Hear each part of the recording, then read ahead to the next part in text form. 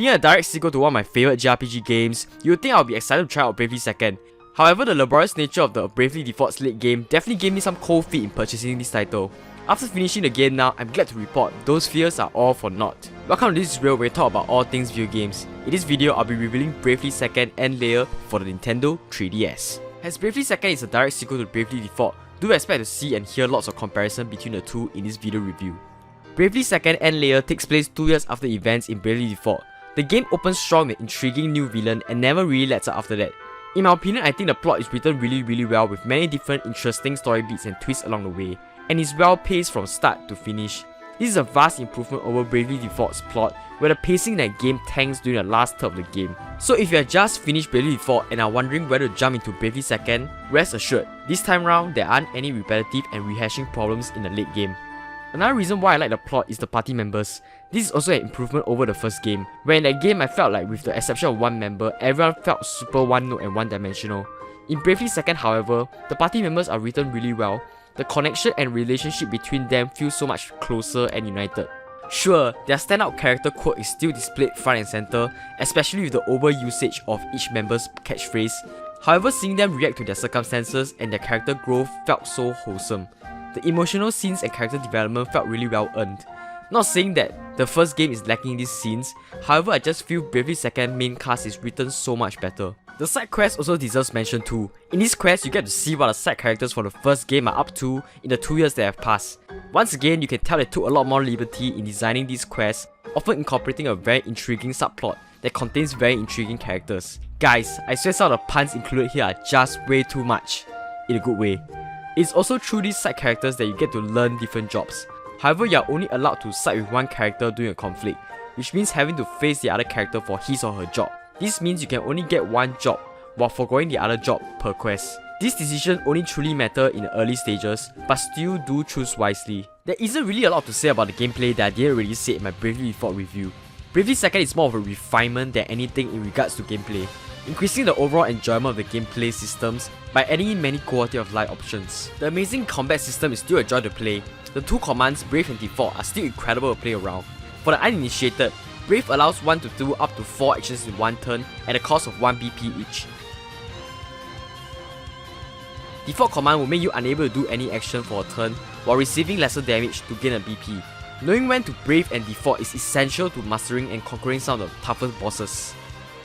The excellent job system and team building from the first game is still present, and it is still fun trying to come up with the most broken combo to use and abuse in battle. I would argue it's a lot better in Bravely Second because of the favorites feature. Even though in my original Bravely Default review, I said that one of my favorite parts of the game is experimenting with different builds. However, it's not convenient to constantly change out your team builds, as you have to one by one change jobs, abilities and equipment, which just makes it very troublesome to keep trying new strategies all the time. However, in Bravely Second, the aforementioned favorites feature acts as a way to save up to 10 different loadouts, which definitely makes experimenting different builds extremely convenient.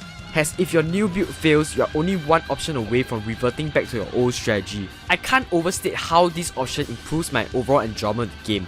For example, in cases where my objective at the moment is to just grind levels, I can change into my grinding loadout, which will entail my whole team being damage dealers. When it comes down to bosses, I can switch to a more balanced team with a proper tank and support with just a simple option toggle away. Speaking of grinding, another small improvement made to normal battles is now that once you defeat all the enemies in a single turn, you're given the option to continue battling, facing a new batch of enemies, which will grant you extra bonuses when you finish a fight. This is such a good system, as one of the problems from the first game is that since you're effectively able to do 16 actions in one turn, normal battles are trivialized. However, in Bravely Second, you get to weigh the risk and reward, since you don't recover the BP lost in the previous encounter, so if you lay everything on the line, you might be vulnerable for 4 straight turns for instance. Another great improvement to battling is the auto battle feature.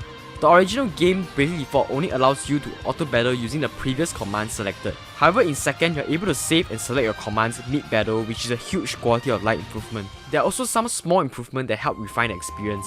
Improvements such as each dungeon showing you the optimum level to be around, the adventurer who acts as a save point just before a battle, now giving you the option to heal your whole party up in a tent. There's also a teleport system which allows you to teleport to towns you visited without going through the hassle of going through the overworld.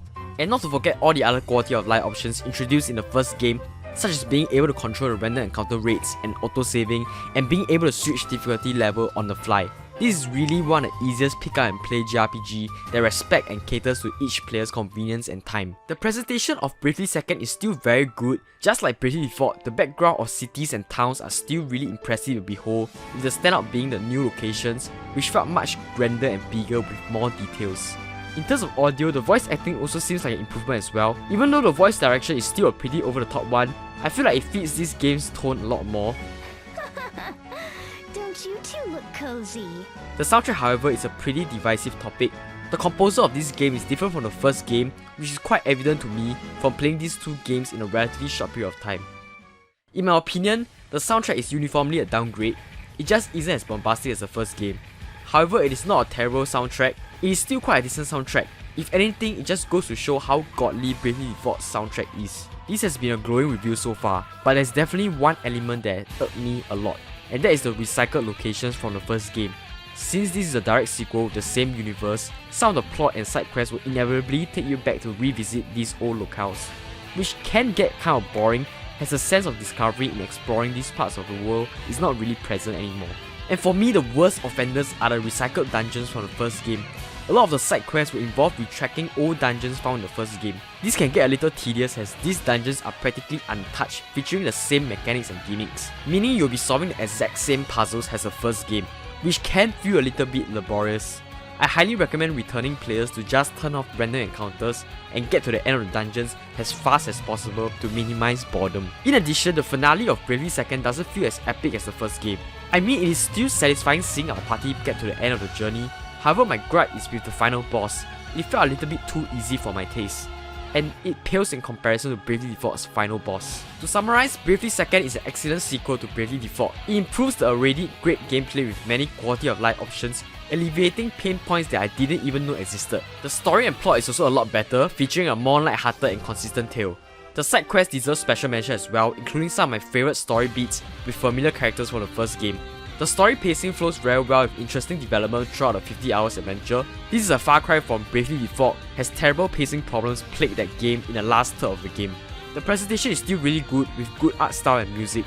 My complaints are the over-reliance of old recycled dungeons from the first game, which can feel very boring playing through these dungeons again, since they are practically untouched, as well as the finale feeling lacking due to a very easy final boss. Overall, I'm giving Bravely Second End Layer a 9.2 out of 10. It not only retains the great elements that make Bravely Default good, it also managed to stay away from the problematic areas of its predecessor, resulting in one of the most satisfying JRPG games I played from start to finish. I would still recommend playing through Bravely Default first though, even though Bravely Second does bring you up to speed to what happened in the first game.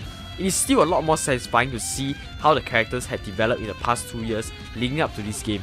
So if you want to get an idea as to what I think about Bravely Default, you can watch my review of said game here. Once Bravely Default 2 comes out next year, I'll definitely be taking a deep dive on the game. So if you don't want to miss that, press the subscribe button to stay up to date. So long guys, so long.